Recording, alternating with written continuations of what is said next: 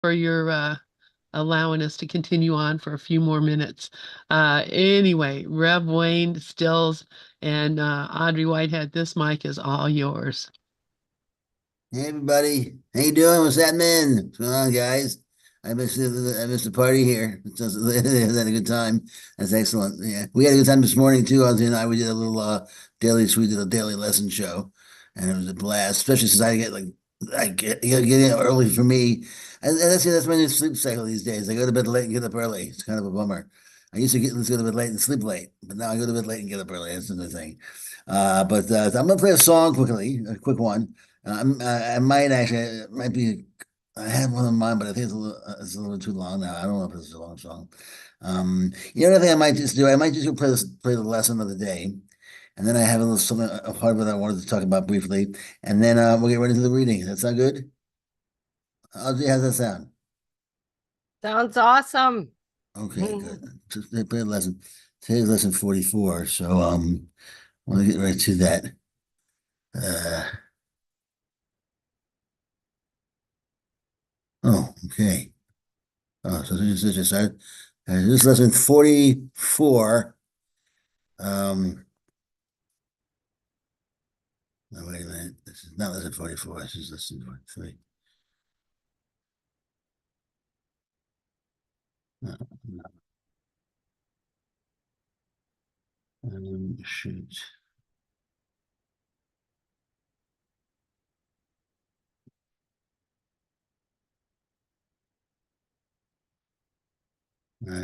So it is. Yeah, boy.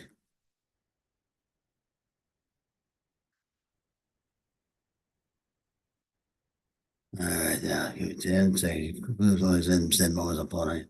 And yeah.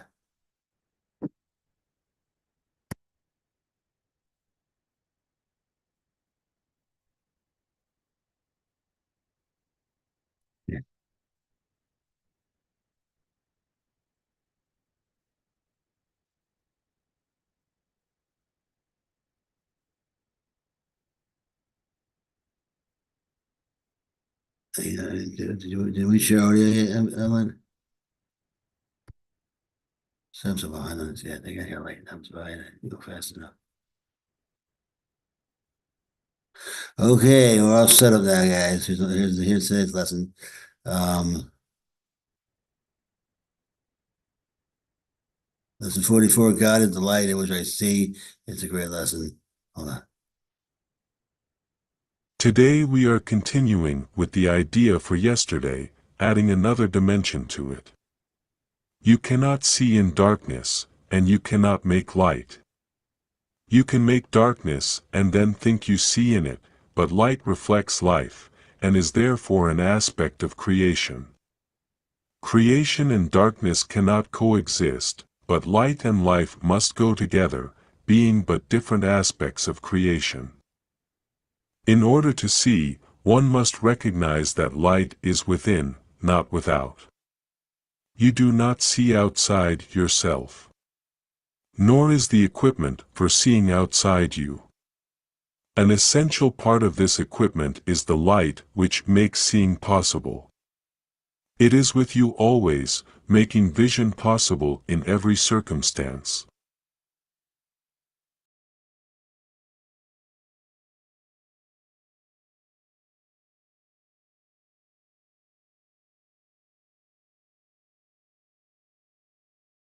Today, we are going to attempt to reach that light. For that purpose, we will use a form of practice which has been suggested once before, and which we will utilize increasingly. It is a particularly difficult form for the undisciplined mind because it represents a major goal of mind training. It embodies precisely what the untrained mind lacks. Yet the training must be accomplished if you are to see. Have at least 3 practice periods today, each lasting 3 to 5 minutes. A longer time is highly recommended, but only if you find the time merely slipping by with little or no sense of strain. The form of exercise we will use today is the most natural and easy one in the world for the trained mind, just as it seems to be the most unnatural and difficult for the untrained mind. Your mind is no longer wholly untrained. You are quite ready to learn the form of exercise we will use today, but you may find that you will encounter strong resistance. The reason is very simple. While you practice in this form, you leave behind everything that you now believe, and all the thoughts which you have made up. Properly speaking, this is the release from hell. Perceived through the ego's eyes, it is loss of identity and a descent into hell. If you can stand aside from the ego ever so little, you will have no difficulty in recognizing that its opposition and fears are meaningless. You might find it helpful to remind yourself from time to time that to reach light is to escape from darkness, whatever you may believe to the contrary. God is the light in which you see. You are attempting to reach Him. Begin the practice period by repeating today's idea with your eyes open, and close them slowly, repeating the idea several times more. Then try to sink into your mind, letting go every kind of interference and intrusions by quietly sinking past them. Your mind cannot be stopped in this unless you choose to stop it. It is merely taking its natural course. Try to observe your passing thoughts without involvement, and slip quietly by them. While no particular form of approach is advocated, what is needful is a sense of the importance of what you are doing, its inestimable value to you, and an awareness that you are attempting something very holy. Salvation is your happiest accomplishment. It is also the only one that has any meaning, because it is the only one that has any use to you at all. If resistance rises in any form, pause long enough to repeat today's idea, keeping your eyes closed unless you are aware of fear. In that case, you will probably find it more reassuring to open your eyes briefly. Try, however, to return to the exercises as soon as possible. If you are doing the exercises correctly, you should experience some sense of relaxation, and even a feeling that you are approaching, if not actually entering into light. Try to think of light, formless and without limit, as you pass by the thoughts of this world. And do not forget that they cannot hold you to the world unless you give them the power to do so. Throughout the day, repeat the idea often, with eyes open or closed as seems better to you at the time. Do not forget. Above all, be determined not to forget today.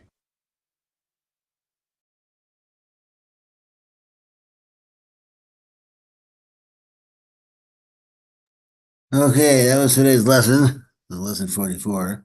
I won't spend too much time talking about it at all because I want to get straight to the book. I just was going to bring up one thing actually that I thought was kind of cool. One quote. This one here. It's just some fun stuff to think about for most of us. And do not forget that they cannot hold to you to the world unless you give them the power to do so. Which goes off to the whole thing. It's the opposition to anything. That's if the opposition to the God within us, to the divine self, our divine self, is meaningless, absolutely meaningless, because it's the opposition. It's opposition to God. It's opposition to our higher mind, and there is no opposition to that. The opposition is a lie. It's a hoax, and so we can't forget that this world that we feel so beholden to, that we feel so attached to, that we feel so enslaved to, is a world of our own invention. And not only did we invent it before, but we're inventing it now, and we will continue to invent it. And there's no so there's no reason. And since we're inventing it, since these are images that we're creating, these images are not even really It's almost as if we're not really inventing anything. So nothing's being invented, so we're not really doing anything. So there's really nothing to worry about at all. No worries, you know. So we sort of have to sort of like be mellow mystics here, relaxed mystics, chill. No reason to be upset, but nothing's happening. Nothing's happening at all. And we can't be beholden to this world unless we give the power away to others to make us the effect of them, to make us the effect of our environment. So we react as opposed to spontaneously respond, putting us in charge of our responses. It's really it. That's all I wanted to say. It kind of stuck out to me. And we all kind of know that, not to make ourselves victims of our surroundings, but it's nice that every once in a while where it just pops at you when you're reading something and or something being right to you. But when you read along with that dude and you read along with him and so it pops at you. And do not forget that they cannot hold you to the world unless you give them the power to do so. You don't have to necessarily take everything on the chin. You can just look the person in the eye, say what you think, say what you feel in a nice way, realizing you're talking to yourself. And so there's nothing to be scared of, nothing to worry about. The only thing that can hurt yourself is you. And you can't even do that. We're all good. All right, so that's enough of me. How you doing, Ozzy? I'm doing great.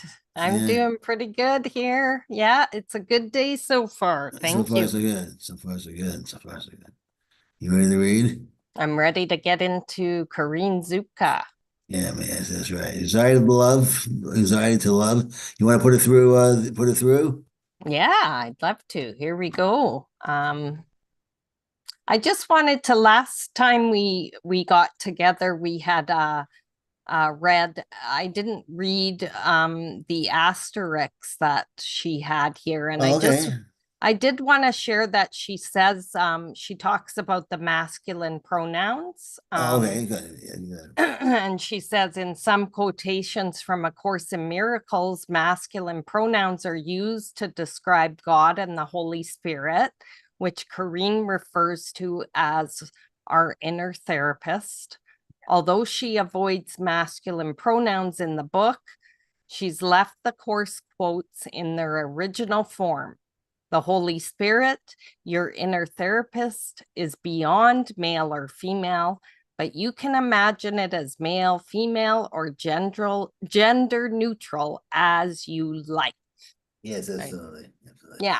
Coming to that briefly, I'll say one of the things that I think that, and maybe it's no longer necessary, but at the time when it came out, redefining terms was important in the course. Redefining Christianity is important still. And the terms, of course, which is redefining anything, you have to redefine the language. And one of the things, Son of God, it was important to redefine that because Son of God meant Jesus and Jesus only for most of history. And there was a time when saying you were the Son of God as well, would have got you killed, no less, was controversial. In America, of course, never got you killed, but it was controversial and not even known that you could see yourself as the Son of God as well. Yes. So if he put child of God there, that would have been a little bit too easy. People were probably already there in the 70s. But Son of God, I am the Son of God. I am the Son. I do what my Father says to do. I listen to my Father. He's me, and I am him. The various things that Jesus said about himself, you could say about yourself. And I know that from reading the course. The first time I read the course, I remember running into that kind of stuff. I am semi-familiar with from the New Thought movement, but the way it was presented in the course was very, very powerful and enabled me to redefine Christianity for myself in a way that I hadn't thought of doing before. I'm not sure it's as necessary as it was back when I was, 20, 30 years ago. Times have changed very quickly. Well, I just think in the sense it's not maybe him and her so much, but this gender thing is an important thing right now for the youth. This whole gender movement. So things have changed so now from when I was younger, it's the 70s, and things are different now. So, and that's why I remember very often you'll hear me say himself, herself, itself, because I try to cover. I say itself because that's I see God as can be seen impersonally. One of the ways to see God is personally. Himself, herself, was some people want to see. I mean, one of the things you can see is you can see God as Jesus, or if you want to see God as Jesus, or the Holy Spirit, if you want to have a more impersonal relationship with God. It's just if you want to call upon God in a very impersonal way, I call upon the Holy Spirit.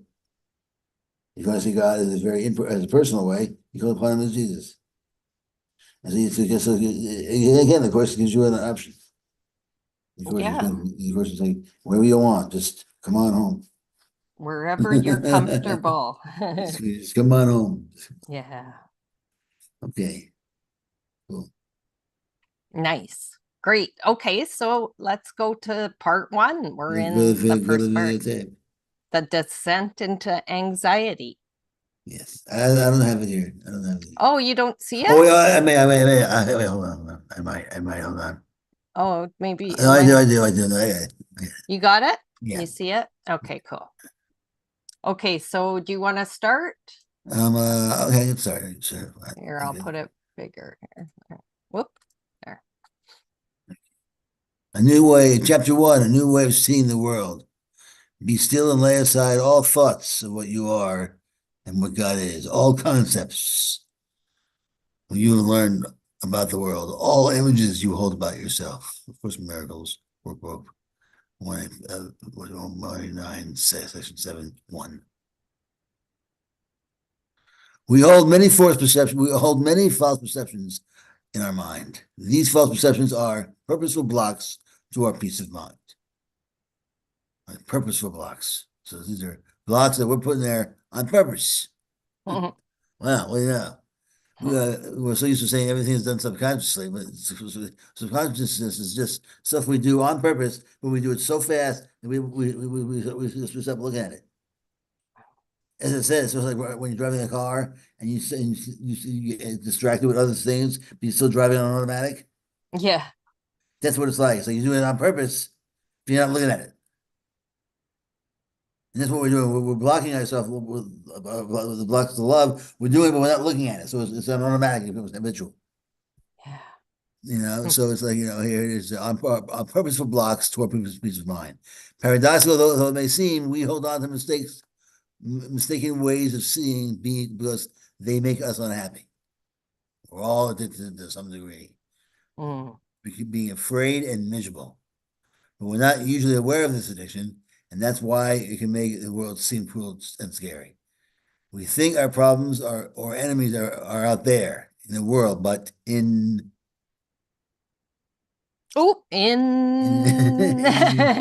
that's fact, they are mostly within our own habitual, unpredictable way of seeing. And they are hard to undo without extraordinary help. So that the addiction and makes us do things on purpose. And we're consciously doing something. We don't know what the underlying we realize this is an addiction. So we give ourselves other reasons to do things. Well, where was it? I read something somewhere that breaking or dissolving, unfolding, undoing this addiction to thought is tougher than cracking an addiction to heroin or crack. This is tough work. Oh yeah. Well, yeah, because thought is the basis of our personality, and thought is the basis of the world. I'm not sure you can. Of course, every thought we have creates reality as we know it, and we can eventually undo it. But we're always going to be perceiving and living on our perception. So, thought is reality. Is what it's our reality. Thought is our reality. Thought is our dreams. So very difficult to totally dissociate. What we can do is we can tell the difference between thoughts that will lead us to happiness and joy in the dream, and thoughts that will lead us to misery and nightmares. Yeah. That we can do, and we can get to it, and then through forgiveness, we can get that clarity. Yeah. Dove says in the chat, thought made the world I am afraid of. Yes, perfectly said. Exactly. And the Holy Spirit will make us the world that we can, be at peace with. Yeah. Our inner therapist holds the key to inner peace because is that where we are? I think, yeah, well, Fortunately, no, fortunately, yeah, fortunately you have an effective way. Yeah. Fortunately, you have an effective way to change your ways of seeing, and that is through your inner therapist. What I call the inner therapist is also known as your Holy Spirit, your higher mind, or your inner teacher. You can call it what you like. I capitalize terms like those when I refer to concepts beyond the world of form. Your inner therapist is not separate from our external, is not separate or external to you, but but it is outside here. I feel like I read that right. I like that. That's outside of you, but it's outside of you, the fear. Of course, I mean, your fear is not really even there, so it's outside of it because everything that's real is in a sense outside of what's not real. Mm. Because everything that's unreal has no depth, no width. So if you're thinking in terms of inside and outside,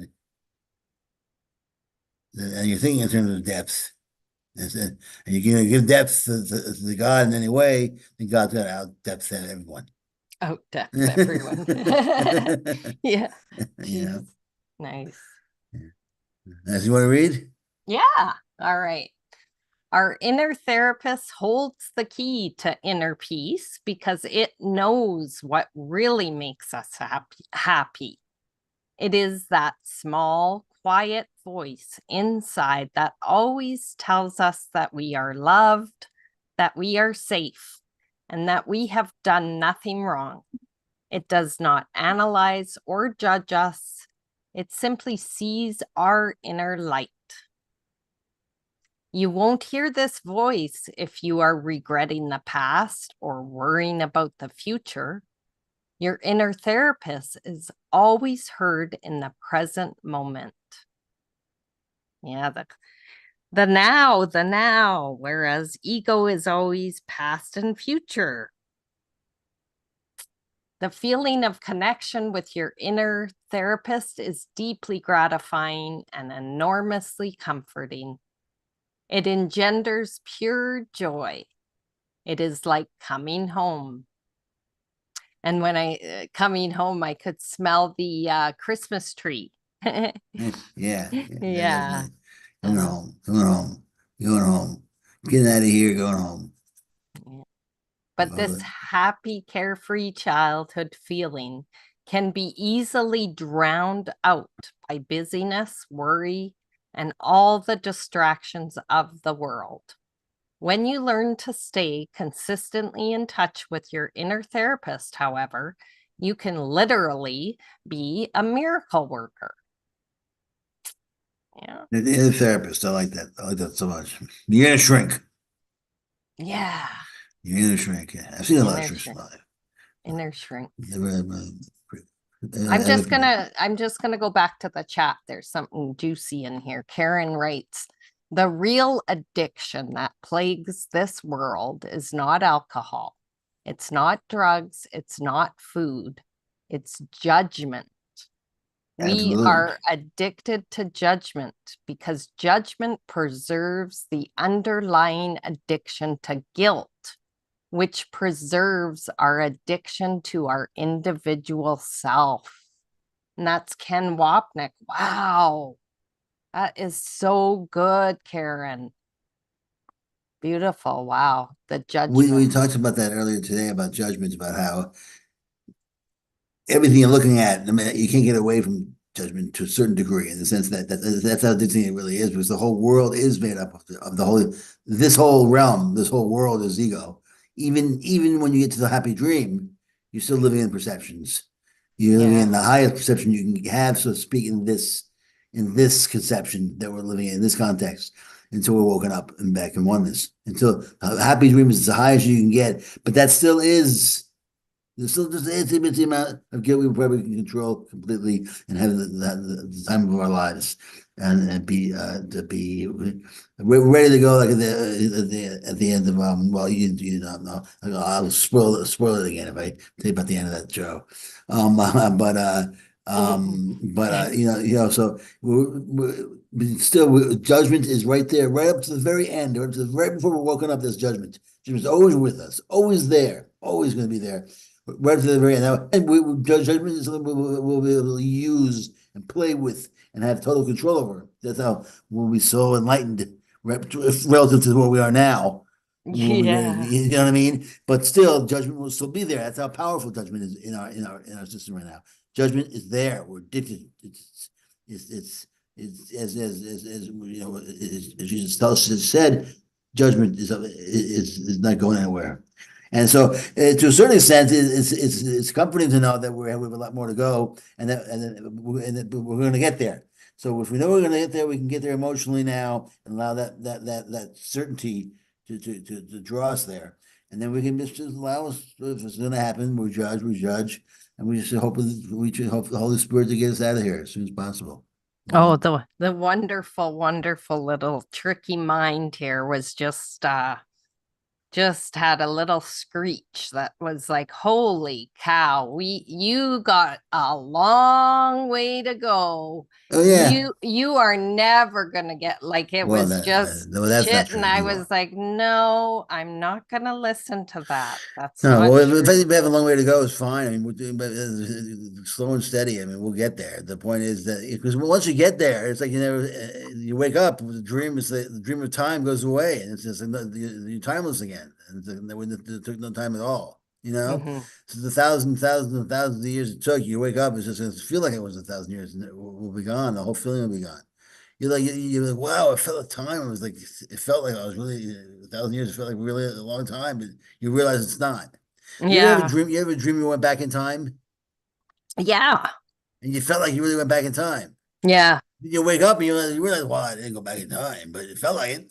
Yeah. Yeah. Well, same thing. We feel like this is a long time, but when we wake up, we'll realize this is no time at all.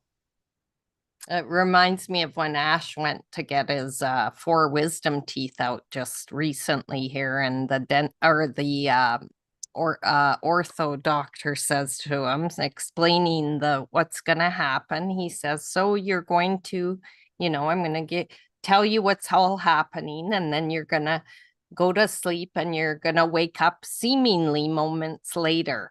And Right. I just love that he used that seemingly moments later. That's exactly, and I just chuckled out loud because it was almost like just a little message from God through him to me. Yeah. This seemingly a moment later, it was this recognition of spirit within spirit. I was just like in awe with this guy. I was like, yeah, that's Seemingly exactly what life is, seeming seemingly. exactly. So Seemingly it was is a good word. just a beautiful, it's the same thing when you get an operation. You think Yes. you go to sleep and you're like, Yeah. what? Oh, you don't even realize the surgery Yeah, already absolutely. happened. Yeah, yeah. You have to wonder, like, when you're in a coma, Yeah. and you wake up from a coma, and where were you? And Yeah. you have no memory of it. I mean, but then again, where were we before we were born? If you have no memory of it, doesn't mean we weren't in any place. I have no memory of myself when I was a kid, like 2 years old. Doesn't mean I wasn't there. Yeah. Just because I don't remember where I was before I was born doesn't mean that I wasn't any place. That's number one. And number two is just because people don't believe that I can ever be born again after this life. I was born once. If people say we come from nothing, we're going to nothing. If we came from nothing, we were still created from nothing. So why can't we be created from something? Does that make Oof. sense? Well, I don't know. I mean, yeah, but someone made you from nothing. The universe made you from nothing, according to certain people, right? Mm-hmm. So why Yeah. can't it make you? Well, Why can't it make you again from something? I thought it was from a rib from Yeah, Adam. yeah. Yeah, I mean, in other words, I if know. God can make humans from nothing, then He can make more humans from something. So, in other words, He can make you again if He wants.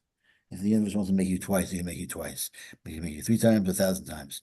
The universe can do what the heck it wants. Yeah, true. It Any sure dream. can. I just need, and my job is just to look at it and remember that I am gonna judge, but I think I'll judge in a happy, loving way. Exactly. Make the judgment. I'm trying to be sensible. For me, I'm just like there's a difference between being judgmental and judging fairly. Right. Yeah, the person I judge, I basically start, as I've always said, I try to be that person's defense attorney. And if Jesus is mine, he always has my back, and and I don't have to think of that person's past because I don't know the person's past. So I don't do much guesswork. I'll just, whatever that person has done, I'll try to defend it. Yeah. And because everyone needs a good defense attorney. Oh boy, Yeah. that opens up a whole can of worms. I could go down with Oh all yeah. those stories I have, but Right. let's go on and read Okay. Corinne. Okay. So where are we? I forget where we were. My Let's perspective is healing. My perspective on healing anxiety. sure go All there. right. My perspective on healing anxiety through the inner therapist is chiefly inspired by A Course in Miracles, woohoo, which is a unique psycho-spiritual system for changing the way we look at the world. Diving into A Course completely and wholeheartedly was my way of an internal hell, out of internal hell. For me, accepting its radical view of our existence was the key to overcoming chronic anxiety. I needed an explanation of a crazy world that made no sense to me. I needed another way to look at everything because the way I was seeing constantly frightened me. A Course in Miracles turned everything in my world on its head, and they answered the very big question I had in a completely new way. Who are we really? Huh. That's what it did for me. Changed my whole opinion about what time was Mm. and death. I mean, death, forget about it. I mean, I knew there was no death officially. I knew there was life after death, but I had no. I had pictures of it and what it might be, but the idea that there was no death and that it was an insult and only madness. It'd be crazy to think there was death, and so how insane it was to think that death could possibly exist. Being born and living and dying, losing your friends and your loved ones, and being miserable, and that all could be a part of God's plan. It's the silliest thing in the world. That just didn't occur to me. And that the funerals of death worship. Now, I'm not saying we should go around screaming at this in the streets, but to run into that was just helpful, especially since I had just gotten sick. Yeah. And you run into that, and you're like, wow, all right, woo, yeah. Then suddenly you realize that God didn't make this. God said, "Don't eat the fruit off the tree." Don't. I don't think you're gonna like it. Right. He's like, I know what's gonna, but then I always am like, who, I think even that's twisted, that part of the story. Because what kind of God would even say that? Because the kid is gonna turn around and do it. That's you planted. So it's all stories, right? It's all It's stories, just yeah. I just pull that out of that. It works. Those stories work partially anytime you use them as an analogy. If you look at it too closely, it then falls apart. But it falls apart into another way you can use it. There's no way to use it. There's so much thousands of years of interpretations that you can't use any one interpretation too long before it falls apart into another interpretation. So, it's like, you're right. I mean, he should have known that, but then he says, but he did say don't do it, and Adam did do it. I mean, if you want to take it literally, and you want to say he should have done that, then Adam should have known better. He was 900 years. He was, I mean, a 25-year-old guy, and he had 900 years ahead of him. He was eternal at that point. I mean, all these different he was a kid. literary positions you could take. Sure. Can I say something? Yeah. Oh gosh, this whole story about Adam and the apple and Eve and the apple, it was really it's true. It's the knowledge of good and evil. It's the knowledge of death. That's what we did. We came into a world where we develop a judgment of good and evil. And we call some things good and we call some things evil. And we call some things life and we call some things death. And this is the only way that we ever learned about death was because we made a choice. And the way the Bible puts it, there was, God said, here it is. You can choose to go into a world where there's good and evil and death, or you can just, forget about that. And we said, oh no, we want to go check that Yeah, out. yeah, And that's exactly. why we're here. And I think God was like, I wouldn't do that. How did you? Yeah. Not a good idea, but Yeah, you want it, you can do it. And we're doing it right now. And when we ask, well, how come, how come we did that? Then you got to ask, well, how come I'm doing it now? How come I'm judging people now? How come I'm judging myself now?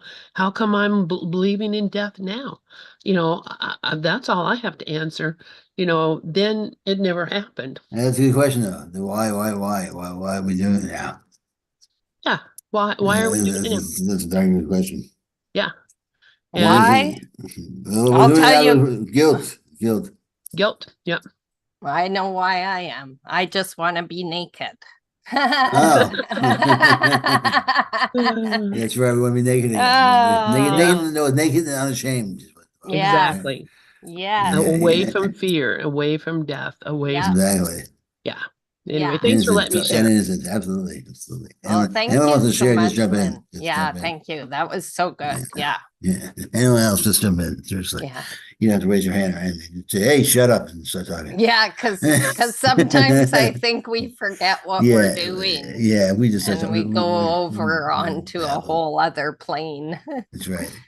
All right. So what time? How are we doing on time here? It's How are we doing? we're about 11:14. 15. We have 15 minutes or so. Yeah. All right. So you want to read Who Are We Really? Yeah, who are we really? You are not who you think you are. And this is glorious news. You are not your fear, your anxiety, or your worry. You may feel that these things define you because they are really good at capturing and overpowering your attention. This is a really good way of putting it too. I like her style. Yeah. That is their purpose. But the fearful, freaked out, anxious you is not the true you, despite how compellingly real that fear and anxiety seem. What you really are is way more awesome, I promise. If, like me, you have struggled with deep anxiety about death, sickness, and suffering, I've got good news for you. What you really are is love, and love only. Your true nature actually exists in an eternal state, a creative state in which you are entirely happy and at peace. You cannot die. You cannot become sick. You exist forever. And you will know yourself even after this body is laid aside. You've probably heard teachings like this before, but we're going to work toward experiencing the truth of these words. For it's the experience of these teachings that provides relief from anxiety. You have forgotten the eternal love that you are made of because right now you believe you are confined in a body in a particular time and place. But in fact, you are a pure, loving mind. This loving mind exists independently of your ego personality and also of the mind generated by your brain. Your reality is actually abstract, not physical. You are not your body. Yes, you do seem to have a body right now, just like you have clothes. But everyone knows that their clothes aren't their real selves. The clothes are just something useful to keep us warm and protected, and perhaps to express our personalities. Should I keep Cool. going? That's pretty cool. You should talk about it a little, I guess, if you want. I just thought one thing was pretty cool. Up here it says the loving mind exists independently of your personality. Also, the mind generated by the brain. Mm-hmm. It's sort of like how, to a certain extent, despite the fact that numbers seem to have their own reality, and they kind of do. If I put my finger out there and I say that's the number one, but then I get rid of it, the number one seems to still exist, right? Yeah. Yeah. But by the same token, the number one still has physical expression in something else that's physically being expressed. Still, if I look to my right, I'm looking at a cup. So there's one cup still existing in physical expression. So it seems that numbers need to have something physically expressed to be there. Yeah. They have to have something to count, or what's the point of having numbers? Or so in that sense, it's like the brain exists inside the mind, but to a certain extent, the brain makes the mind generate. It's generating the mind, like it says here, Yeah. generated by your brain. The mind, but the mind's in quotes. So that's the human mind. It's a small mind generated by the brain. It's not us, but the loving mind exists independently of your ego personality, and also of the mind generated by the brain. Yeah. I've been differentiating with them in this way lately, and that is mind. The word mind belongs to God, source, and then I use the word thinking brain for what's going on. Just because, yeah, because it's like no, I'm disidentifying with the word mind belonging to this person. Yeah. So that's how I'm doing it for me. It's called thinking brain. And when I'm really kind of in a funny state, I call him thinking Brian. Yeah, Brian. This sounds similar to Brian, I guess. Because you know how it's spelt similarly. And absolutely. I just say brain mind. Yeah, people say mind body. Yeah. I say brain body. I say brain body. Yeah. So I said this way, because my body always confused me. If we were a mind, we are mind, but there's a smaller mind and the higher mind. So it's just say higher mind. But if I don't say mind at all, then mind becomes more connected to just the mind, the only mind that there is. So I say brain body. I try to say brain body. Yeah. Yeah. There's a brain body that they can say, and then the brain becomes the sort of lesser of the two of the brain and the mind.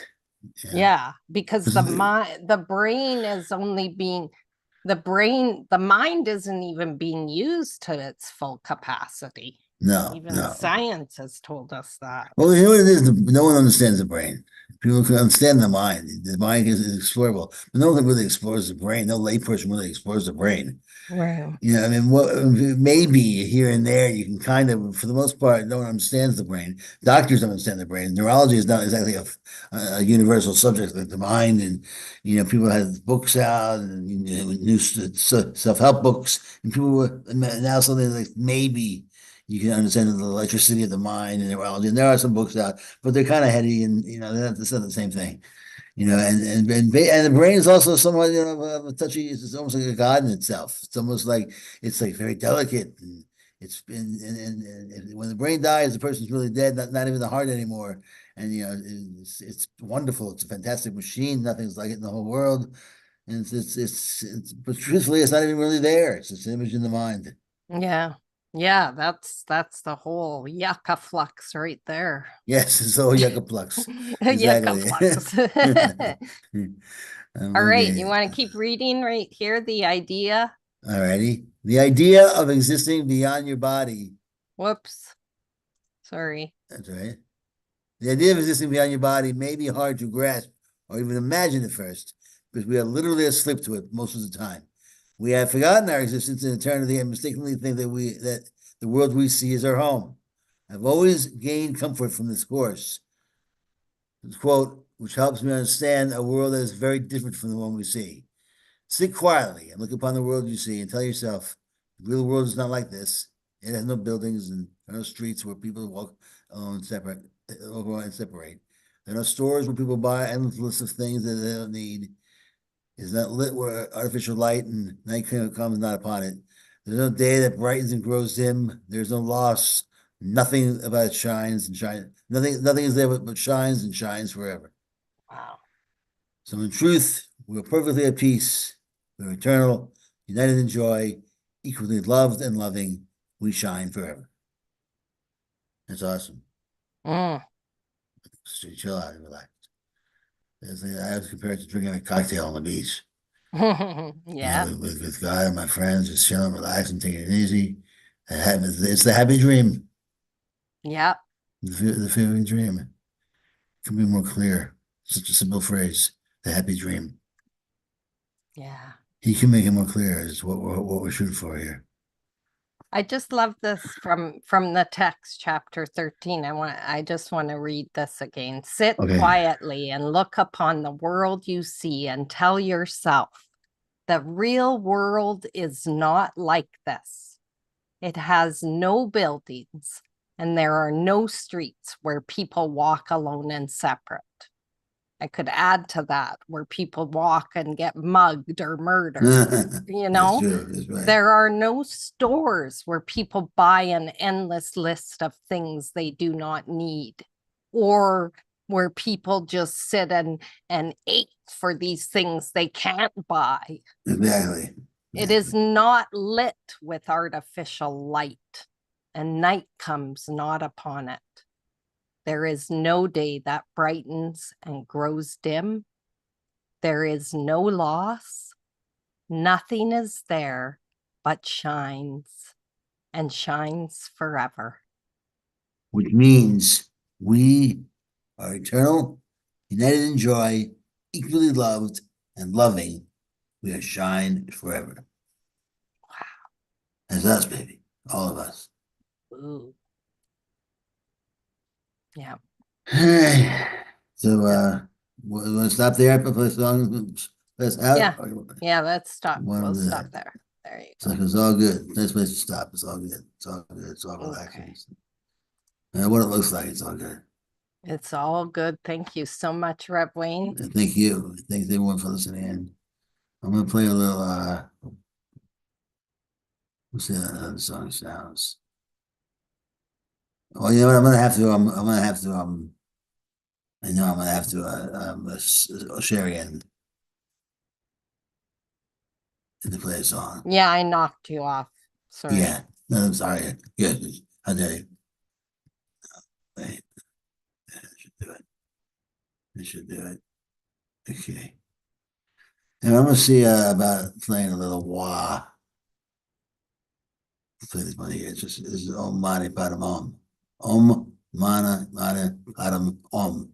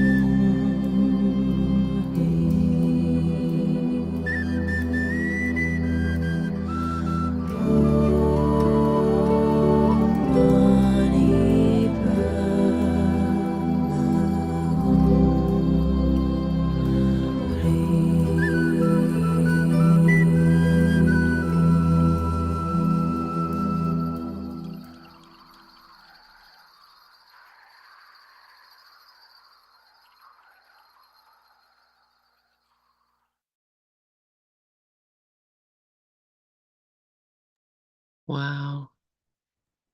That just got me into space. Yeah, it's really zone. Well, thanks everybody. Thanks, Rodzi. Thanks, and Dove, Zula, and Hale. Thanks so much for being here. It's good to be here, and I'll see you. We'll be back on Thursday with our our day late Valentine's Day show. So looking forward to that. And for 12:30 on Thursday. And until then, blessings and love. Peace. Thank you so much, Rev Wayne and Oddsy. I love you guys so much. And thank you for reading Corinne's book. Beautiful, beautiful share. And we'll see you Thursday. Bye.